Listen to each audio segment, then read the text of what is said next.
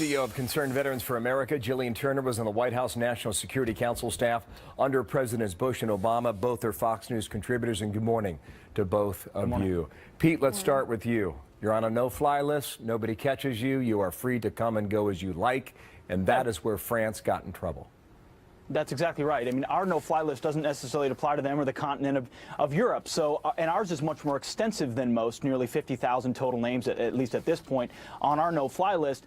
The borders are very porous in Europe. After the European Union, you can come and go as you please without as much oversight as you would think. And once you're in Turkey, you're free. You're pretty much free to go wherever you'd like. That border between Istanbul and Syria and elsewhere is wide open. So in this case, if Europe is going to look at this threat and dissect it properly, they're going to have to look at restrictions, not just in the air, but by ground, and the ability to travel all the way from Paris to Istanbul and then enter into the rest of the world through other pipelines. But the chairman is correct. We've got to focus on here at home. We just have the great advantage of these massive oceans on either side, where a no-fly list is a great first barrier for us. But of course, borders north and south remain precarious. It's stunning video that a lot of people in France, Gillian, once they look at this, are going to be frankly ticked off about it.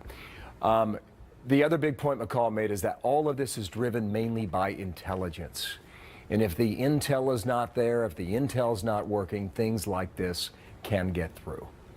That's exactly right, Bill. And he was correct to point that out. You know, U.S. Law enforcement and Homeland Security has also got a crucial role to play here, and they'll need to amp up efforts to really take control of the no-fly list and figure out a targeted solution to the visa waiver program problem. But good, solid intelligence gathering and intelligence analysis is really going to have to be the first step in any of these efforts. Yeah, there is a summit in mid-February. Pete, have you heard about this?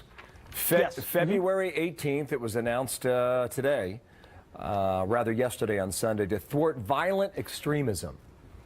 Well, now, they could start by calling it... What's your expectation from something like that?